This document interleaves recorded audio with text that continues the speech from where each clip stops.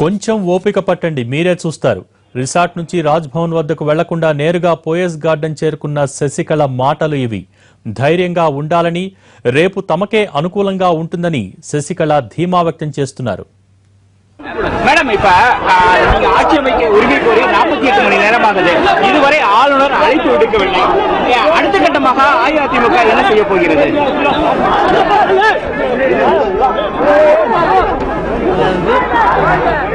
இன்று நாளை வேறு விதத்தில் நாங்கள்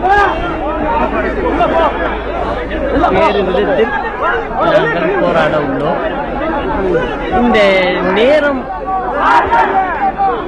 இருப்பதற்காக எடுத்துக்கொள்வதை பார்த்தால் எங்கள் கட்சிக்கு பிளவுகள் ஏற்பட வேண்டும் என்ற எண்ணத்தில்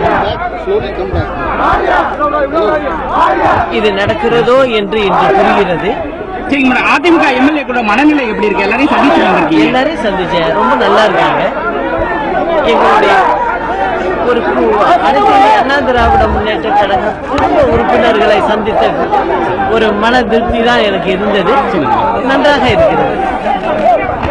சட்ட ரீதியாக நடவடிக்கை மேற்கொள்ள ரெடி பொறுத்திருந்து பாருங்களேன்.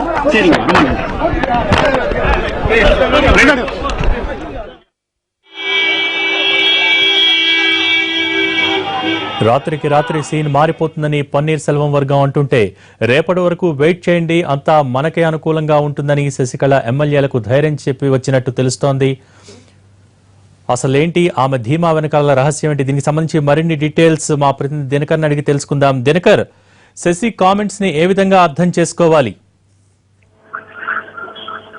గోల్డెన్ బే రిసార్ట్స్ నుంచి రిటర్న్ వచ్చిన తర్వాత పోయస్ గార్డెన్ దగ్గర ఆవిడ మీడియాతో మాట్లాడడం జరిగింది. ముఖ్యంగా తమిళ ఛానల్లో అక్కడ ఆవిడకి సంబంధించి మీరు ఎలాంటి ప్రణాళికలు అవలంబించబోతున్నారు, మీ దగ్గర యాక్షన్ ప్లాన్ ఏంటని అడగడంతో ఆవిడ వెయిట్ అండ్ వాచ్, సాధ్యమైనంత త్వరగా మేము ఓపికతోనూ సహనంగానూ ఉన్నాము, గవర్నర్ నుంచి పిలుపు వచ్చేంత వరకు కూడా వేచి చూసే ధోరణే పాటించాలని చెప్పి కూడా పాటించాలని నిర్ణయించినట్టు ఆవిడ చెప్పారు. మరొక విషయం ఏంటంటే మీడియాలో రాస్తున్నట్టుగా ఎమ్మెల్యేలంతా ఎవరు నిర్బంధించినట్టుగా లేరు, అందరూ హ్యాపీగా ఉన్నారు, వారితో మాట్లాడడం తనకు హ్యాపీగా ఉంది.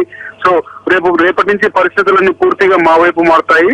పార్టీని చీల్చడానికే కుట్ర పన్నుతున్నారు, అందులో భాగంగానే ఈ వ్యవహారాన్ని అంతా పొడిగిస్తున్నారనే అనుమానాలు మాకున్నాయి కనుక సో న్యాయపరమైనటువంటి సలహాలు ఏవైనా తీసుకోవాలి అని అనుకుంటే కొన్ని గంటల పాటు నిరీక్షిస్తాము. ఆ తర్వాత కొన్ని కీలకమైనటువంటి నిర్ణయాలు తీసుకొని విజయం సాధించడానికి అన్ని ప్రయత్నాలు, అన్ని వ్యూహాలు కూడా చేస్తున్నట్టుగా కూడా ఆవిడ చెప్పడం జరిగింది. మరి ఇప్పటికే ఎమ్మెల్యేలు జారిపోతున్నారని, అలాగే ఎమ్మెల్యేలు జారిపోతున్న సందర్భంలో దాంతో పాటు మరికొద్ది మంది వెళ్ళిపోతారని చెప్పి వస్తున్నటువంటి నేపథ్యంలో సో ఎలా కాపాడుకుంటారనే దానికి సంబంధించి కూడా కోరడంతో చెప్పారు, మా దగ్గర అన్ని వ్యూహాలు ఉన్నాయి, దీనికి సంబంధించి ఇప్పుడే రివీల్ చేయడం కాదు, గవర్నర్ నుంచి పిలుపు వచ్చేంత వరకు వెయిట్ చేస్తాం, రాకపోతే ఏం చేయాలన్నటువంటి వ్యూహాల్ని మేము త్వరలో చెప్తామన్నటువంటి ప్రకటన శశికళ చేయడం జరిగింది. అయితే అంత ధీమాగా ఉండడం వెనుక కూడా తన దగ్గర పూర్తి స్థాయిలోనే ఎమ్మెల్యేలు ఉన్నారని కూడా ఆవిడ వర్గం సంబంధించినటువంటి నేతలు చెప్తున్నారు. సో అది రేపు తేలే అవకాశం ఉంది. రేపన్నా గవర్నర్ అపాయింట్మెంట్ ఇస్తారా లేదనేది మాత్రం వేచి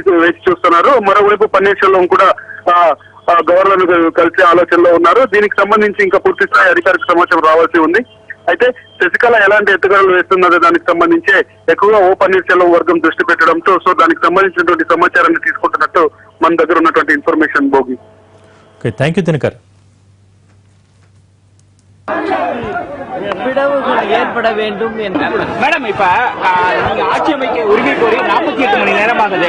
இதுவரை ஆளுநர் அழைப்பு விடுக்கவில்லை. அடுத்த கட்டமாக அஇஅதிமுக என்ன செய்ய போகிறது?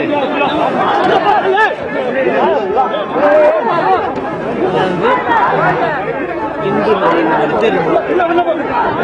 நாளை வேறு விதத்தில் நாங்கள் போராட உள்ளோம். இந்த நேரம் இருப்பதற்காக எடுத்துக்கொள்வதை பார்த்தால்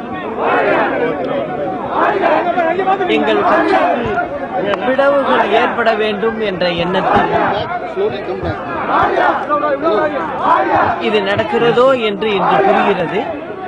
அதிமுக எம்எல்ஏ கூட மனநிலை எப்படி இருக்கு? எல்லாரையும் சந்திச்சேன், ரொம்ப நல்லா இருக்காங்க. எங்களுடைய ஒரு அனைத்து இந்திய அண்ணா திராவிட முன்னேற்ற கழக குடும்ப உறுப்பினர்களை சந்தித்த ஒரு மன திருப்தி தான் எனக்கு இருந்தது. நன்றாக இருக்கிறது. இது சட்ட ரீதியாக நடவடிக்கை மேற்கொள்ள ரெடி ஆகிட்டு இருக்கீங்க. பொறுத்திருந்து பாருங்களேன். சரிங்க, ரொம்ப நன்றி.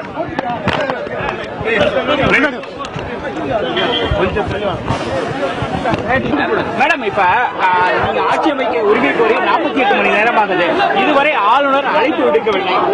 அடுத்த கட்டமாக அஇஅதிமுக என்ன செய்ய போகிறது? அதாவது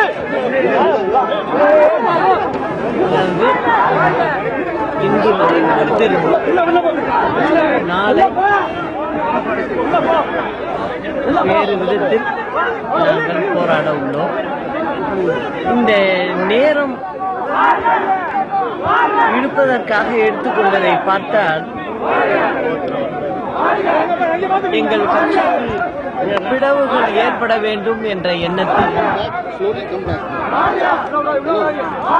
இது நடக்கிறதோ என்று இன்று புரிகிறது. அதிமுக எம்எல்ஏ கூட மனநிலை எப்படி இருக்கு? எல்லாரையும் சந்திச்சு எல்லாரையும் சந்திச்சேன். ரொம்ப நல்லா இருக்காங்க. எங்களுடைய ஒரு அனைத்து இந்திய அண்ணா திராவிட முன்னேற்ற கழக குடும்ப உறுப்பினர்களை சந்தித்த ஒரு மன திருப்தி தான் எனக்கு இருந்தது. நன்றாக இருக்கிறது. இது சட்ட ரீதியாக நடவடிக்கை மேற்கொள்ள ரெடி ஆகிட்டு இருக்கீங்க. பொறுத்திருந்து பாருங்களேன். சரிங்க, ரொம்ப நன்றி.